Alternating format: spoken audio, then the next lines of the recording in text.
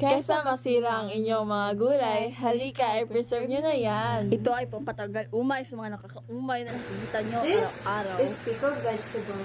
Let's try to make one. Sige.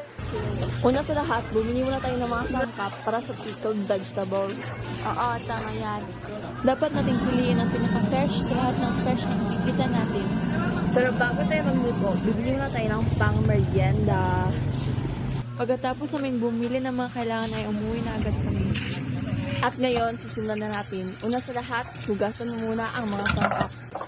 Hugasan ng mabuti upang mawala ang mga germs. Char! Maghugas ka na rin ng kamay, baka madami pa yung germs. O ayan, ihanda na natin ang mga sangkap at chop-chopin na natin ito.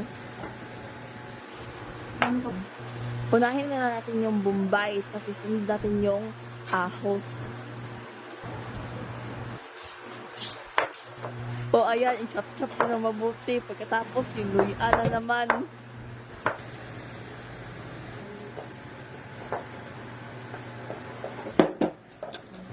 O pagkatapos, ilagay mo sa isang malinis na platito. Pagkatapos yan, yung atsa na naman ang chop-chopin natin.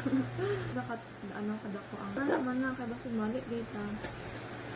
O ayan, ready na ang ating mga lamas. Yung mga vegetables na naman. Dili na.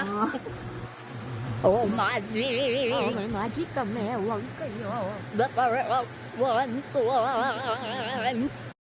So, nakahanda na ang lahat ng sangkap at pwede na tayong gumawa. Huy! Hi guys. Miss ko na siya.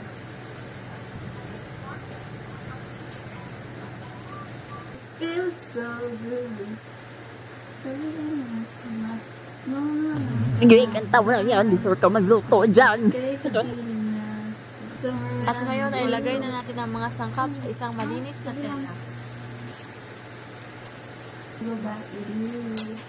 O ayan, kanta pati. Sorry, my bad. Pagkatapos malagyan ng mga sangkap ay balutin na natin ang tela at taliin ito. You squeeze it up. Power of swan. Swan. Naklaro ako. Ilagay mo na yung suka. Pagkatapos yung kalamay. Sunod yung asin. Itoyo. Kasi ang asin mo. Nasyak ka te. Pagpatuloy mo lang yan. Pakuluin na natin ang ating ihandang pickled vegetable solution. Ikaw po yung ring light, guys. The power of swan. Sabi, taka na din before ka magluto. Ang halaga, umaga. Magic. Also, no entertainment. I mean, natin naman, guys. Oh, back to serious mode. So ngayon, naglalagay na po kami ng vegetables sa aming jar. Yes, ilalagay na po namin yung na-slice namin vegetables sa aming jar. Jar. Yes. Sa may wagang Jar. May wagang jar. Kayo na maglagay tayo. So, hindi natin to hindi natin to papunin. Sumanjud. Hindi po namin ito pupunuin. Para malagyan pa po ng Space. Space spices para sa, mga you know, spices yes. na wild namin. Yes. Hindi So, naman yun. Mag po yung ilalagay nyo based on your preference. Your preference. Huwag kayong mag-alala, malinis po yung table namin. Yes. It's clean. O yung isa ulit yun. Oh, sige tayo. Ibuhos mo lahat. Kaya na pagawa mo sa kanya. Jar. Ayun, tapos na po namin nalagay. Yes. And ilalagay na po namin yung Boiled something na spices. At natapos na namin pakuluan yung boiled pickled solution. Kaya Ilalagay na namin sa jar. Sa mahiwagang jar. Ito. Na may vegetables. Yes.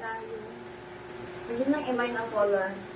Sorry guys, kaya kung ang Hindi. Brown yung kalamay natin. Kaya brown yung nagamit namin kalamay, kaya kaya brown siya. brown siya. Wag niyo, wag niyo. Don't judge. Yes.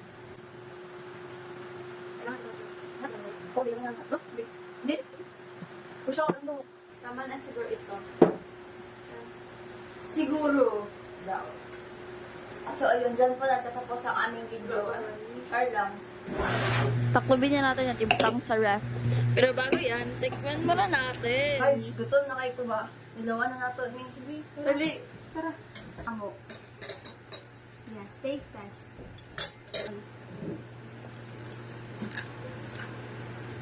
Paibog ka te, presohan mo ginakaon ka o eh. Lamin siya. Hayaan itong mag-ferment sa refrigerator. Pwede itong magtagal up to 4 weeks. At ito na ang ating finished product. At sana ay nagustuhan nyo.